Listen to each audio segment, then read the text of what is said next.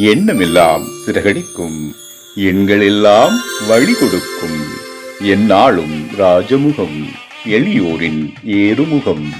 எந்த நிலை வந்தாலும் வந்த நிலை மாறாத நமது Rajanilai. Rajanilai TV, channel of astrology.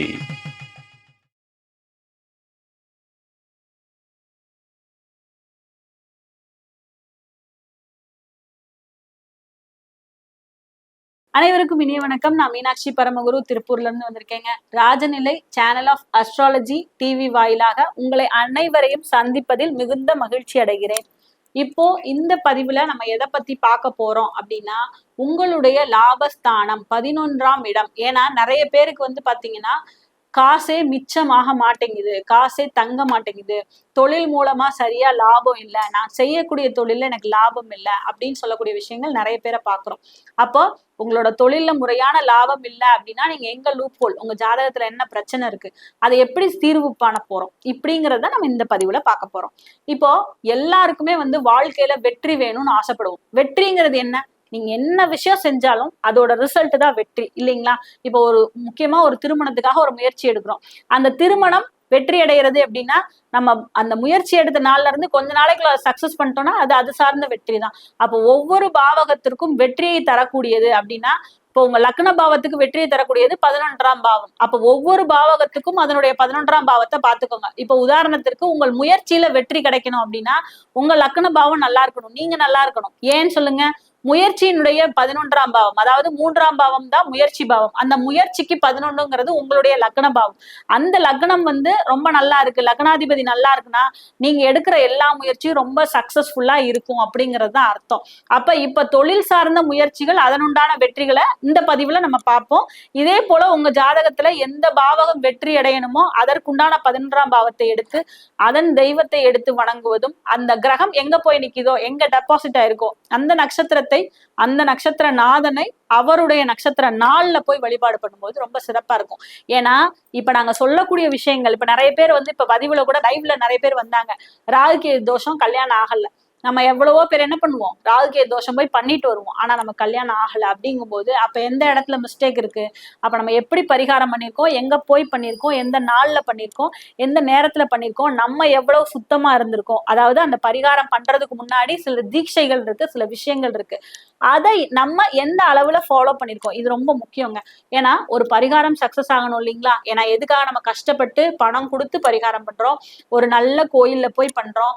அப்ப அந்த பரிகாரங்கள் பழிக்கணும் அப்படின்னா அதற்குன்னு ஒரு கால நேரம் இருக்கு, எப்ப பண்ணணும்னு இருக்கு, எப்ப பண்ணக்கூடாதுங்கிறது இருக்கு. சோ இந்த விஷயங்கள்லாம் இந்த பேராமீட்டர்ல இருக்காங்கிறத பார்த்துட்டு பண்ணுங்க, நிச்சயமா அது பலிதம் அடையும். இப்ப நம்ம பதிவுக்குள்ள போலாம். 11ஆம் பாவம், அதாவது இப்ப உதாரணத்திற்கு நீங்க மேஷ லக்னத்துல பிறந்திருக்கீங்க. உங்க மேஷ லக்னத்திற்கு 11ஆம் பாவகமே என்னதுங்க? அதுதான் உங்களுடைய பாதகஸ்தானம். சனி பகவான் கும்ப லக்னம், அதாவது மேஷ லக்னத்திற்கு கும்பராசி தான் பாதகம். அப்ப இந்த பாதகம் வந்து நீங்க வந்து 11ஆம் பாவம் சொல்றீங்க மேடம், நாங்க எப்படி மேடம் இது பண்றது? உங்களுக்கு அது பாதகமான பாவமா இருக்கலாம், ஆனா அது லாபம் தானே, அந்த லாபம் வந்தா வேணான்னு சொல்லிடுவீங்களா? அப்ப அதை எப்படி ஆக்டிவேட் பண்ணணும் அப்படின்னு பாத்தீங்கன்னா, உங்களுக்கு லக்னத்திற்கு 11 யாரா வராரு? சனி பகவான். அப்ப சனி பகவானோட காரகத்துவம் என்ன? சனி பகவான்னா வந்து அவர் வந்து காக்கை வாகனத்துல இருக்கிறாரு, அவர் வந்து நவகிரகத்துல நடுநாயகமா எல்லாத்துக்கும் நீதி வணங்கக்கூடிய நீதி தேவனா இருக்காரு, அவர் வந்து கஷ்டப்படுறவங்களுக்கு உதவி செய்யறவங்களை ஆதரிக்கிறாரு. ஒரு முதலாளியா இருந்தீங்கன்னா உங்ககிட்ட இருக்கிற தொழிலாளிகளை நீங்கள் அவங்கள உபசரிக்கிறதும் அவங்கள பார்த்துக்கிறதும் அவங்களை நல்ல விதமா பார்த்துக்கிட்டீங்கன்னா உங்களுக்கு நிறைய கொடுப்பாரு. இதுதான் சனி பகவானோட காரகத்துவம். அப்ப நான் வந்து ஒரு முதலாளியா இருக்கேன்னா நான் என்ன பண்ணணும்? என்னோட தொழிலாளிகள்கிட்ட நான் ரொம்ப கனிவாவும் உபசரணையாவும் அவங்களுக்கு தேவையான விஷயங்களை பண்ணி கொடுத்தேன்னா என்னுடைய லாபம் ரொம்ப நல்லா இருக்கும். இது வந்து ஒரு 2 in 1 தான், ஒரு கிவ் அண்ட் டேக் மாதிரி தான். அதே மாதிரி நான் ஒரு வேலையில இருக்கேன், எனக்கு நல்ல லாபம் வரணும், காசு மீறணும், நான் வந்து நிறைய சேமிக்கணும் அப்படின்னா நான் என்ன பண்ணணும்? நானும் எனக்கு கீழே இருக்கிறவங்கள நான் அனுசரிச்சு போகணும். இப்ப நான் ஒரு ஹையர் அத்தாரிட்டியா இருக்கேன்னா எனக்கு கீழே இருக்க ஆளை நான் அனுசரிச்சு போகணும், அவங்களுக்கு நான் ஹெல்ப் பண்ணணும், அடுத்தவங்களுக்கு உதவி செய்யணும். சனினாலே ஒரு உதவி, ஒரு கருணை, சனினா ஒரு ஏக்கம். இந்த மாதிரி எத்தனையோ மனிதர்கள் வந்து இந்த உதவி கிடைக்காதான் ஏங்குவாங்க. அந்த ஏங்குறவங்களுக்கு போய் உதவி செய்யுங்க. நிறைய பேர் வந்து கோயிலுக்கு போவீங்க, நிறைய பேர் உட்கார்ந்துட்டு இருப்பாங்க, அப்படியே அவங்க ஆல்ரெடி ஒரு 2 சாப்பாடு வச்சிருப்பாங்க, நீங்க போய் ஒரு சாப்பாடு வாங்கி தருவீங்க. அந்த மாதிரி பண்ணக்கூடாது. கஷ்டப்படுறவங்க எங்கன்னு தேடி பிடிச்சு அவங்களுக்கு உதவி செய்யுங்க. உதவி யாருக்கு தேவைப்படுதோ அவங்களுக்கு போய் உதவி செய்யுங்க. அதே மாதிரி முக்கியமா இந்த மேஷ லக்னத்துல பிறந்தவங்க மென்டலி டிஸார்டர் பீப்புள் இருக்காங்க இல்லையா, அவங்களுக்கு போய் ஹெல்ப் பண்ணுங்க. அது ரொம்ப ரொம்ப உங்களுக்கு ரொம்ப பாசிட்டிவா இருக்கும். சோ இது வந்து ஒரு சின்ன அமைப்பு மட்டும்தான். நான் ஒரு எல்லா லக்னத்துக்கும் கவர் பண்ண முடியுமான்னு தெரியல. நான் எல்லாத்துக்கும் முடிஞ்ச அளவு அப்படியே சொல்லிட்டு வரேன். அதே மாதிரி ரிஷப லக்னத்துல பிறந்திருக்கிறீங்க, உங்களுக்கு 11ஆம் இடம் அப்படின்னு சொல்றது வந்து பாத்தீங்கன்னா மீன ராசியா வரும். அப்ப மீன ராசி அப்படின்னு சொல்றது அது குருவோட தன்மையில வருதுங்க. அப்ப குருவோட தன்மையில வரும்போது என்ன செய்யலாம், நீங்க படிச்ச ஆசிரியருக்கு போய் ஹெல்ப் பண்ணலாம். அவருக்கு வந்து ஏதாவது வாங்கி கொடுக்கலாம். அதாவது நீங்க சின்ன பிள்ளையில இருந்து காலேஜ் முடிக்கிற வரைக்கும் வச்சுக்கோங்க. இப்ப அஸ்ட்ராலஜி படிக்கிறீங்கன்னா அஸ்ட்ராலஜி படிக்கிற ஆசிரியர் கூட வச்சுக்கோங்க. இல்ல இது எதுவுமே இல்லை அப்படின்னா உங்க பக்கத்துல இருக்கக்கூடிய பிள்ளையார் கோயில் ஐயரை வச்சுக்கோங்க.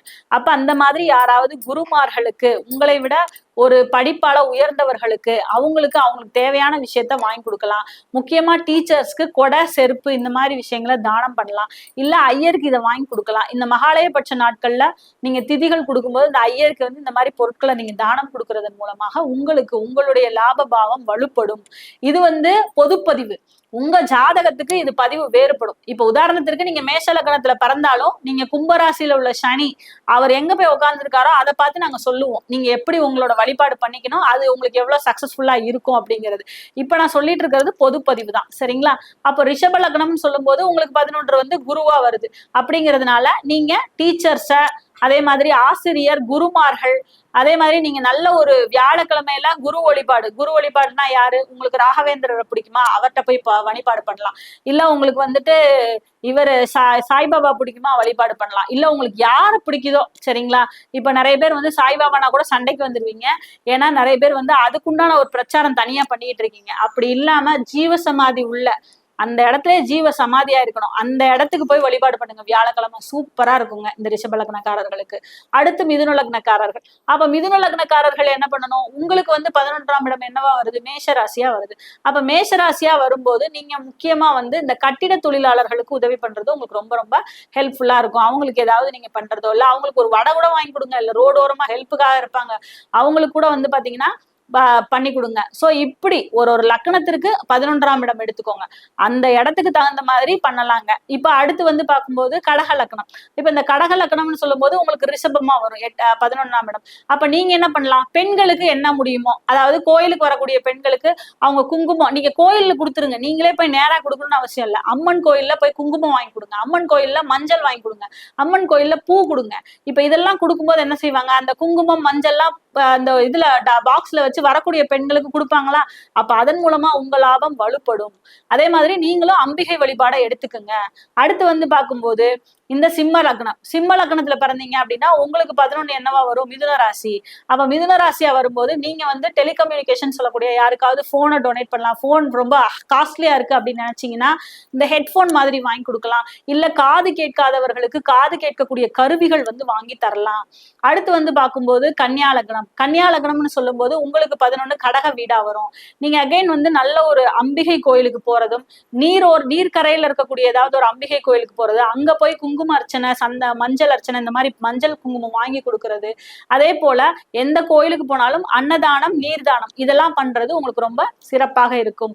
அடுத்து துலா லக்னத்துக்கு 11 சிம்ம வீடா வர்றதுனால நீங்க வந்து முக்கியமா அரசாங்க அதிகாரிகளை பகச்சுக்காம இருக்கிறதும், அவங்கள ஒரு தேவையில்லாத அவங்க கூட பிரச்சனை பண்ணாம இருக்கிறதே உங்களுக்கு பெரிய இதா இருக்கும். ஏன்னா உங்களுக்கு 11 பாதகம் இல்லையா, அதனால அவங்க கிட்ட கொஞ்சம் கவனமா நடந்துக்கணும். பிளஸ் ஞாயிற்றுக்கிழமைகள்ல கோதுமை தானம் செய்யறது உங்களுக்கு ரொம்ப ஒரு சிறப்பான ஒரு இதா இருக்கும். திருவண்ணாமலை அண்ணாமலையாரை வழிபடுறதும் அன்னதானம் பண்றதும் உங்களுக்கு ரொம்ப சிறப்பான ஒரு அமைப்பா இருக்கும். எந்த கோயிலுக்கு போனாலும் தீபம் ஏற்றுங்க, உங்களுக்கு ரொம்ப நல்லா இருக்கும் உங்க லாபபாவம். அடுத்து வந்து பார்க்கும்போது விருச்சிக லக்னத்துக்கு 11 யாரு, கன்னி வீடா வருது. அப்ப கன்னி வீடா வரும்போது கன்னி தெய்வங்கள், கன்னியாகுமரி, கன்னியா பரமேஸ்வரி, இந்த மாதிரி தெய்வங்களை வழிபாடு பண்றதும், அதே மாதிரி சின்ன பெண்களுக்கு பேனாலாம் கொடுப்பாங்க, பென்சில் கொடுப்பாங்க, இந்த மாதிரி விஷயங்கள் பண்றது உங்களுக்கு ரொம்ப ரொம்ப ஒரு ஹெல்ப்ஃபுல்லா இருக்கும்.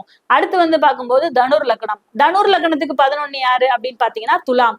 அப்ப துலா ராசி அப்படின்னு சொல்லும் போது நீங்க வந்து ஸ்ரீரங்கத்துல இருக்கக்கூடிய தாயார வழிபாடு பண்றது உங்களுக்கு ரொம்ப நல்லா இருக்கும். அகைன் அது சுக்கிரனோட வீடுங்கிறதுனால வீட்டுக்கு வரக்கூடிய பெண்களுக்கு மங்கள பொருட்கள் கொடுப்பதும், கோயில்கள்ல அம்மனுக்கு சேலை சாட்டுறது, வளையல் வாங்கி சாட்டுறது, குங்குமம், மஞ்சள் போன்ற மங்கள பொருட்களை கொடுக்கறதும் உங்களுடைய லாபபாவம் நல்லா வலுவடைறதுக்கு ரொம்ப சிறப்பா இருக்கும்.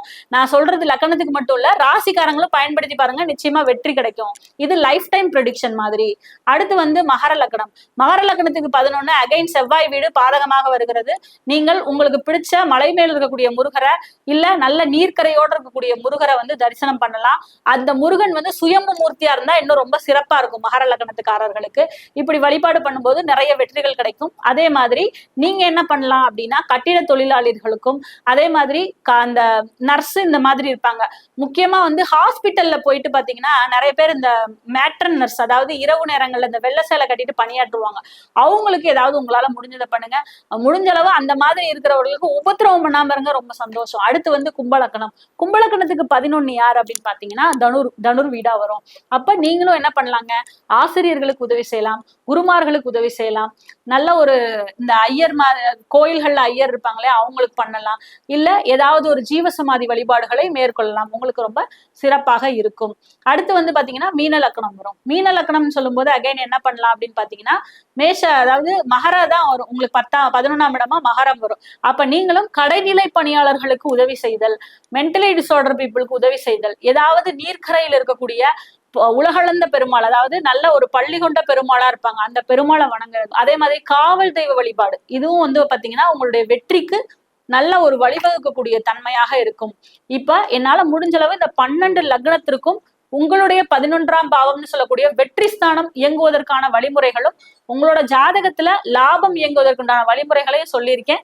இந்த பதிவு வந்து உங்களுக்கு கண்டிப்பா பயனுள்ளதா இருக்கும் நம்புறேன். உங்களுக்கு உங்க பர்சனலா உங்க ஜாதகத்துல இந்த 11ஆம் பாவத்தை இயக்கக்கூடிய வழிமுறைகள்ங்கிறது வேற மாதிரி இருக்கும்.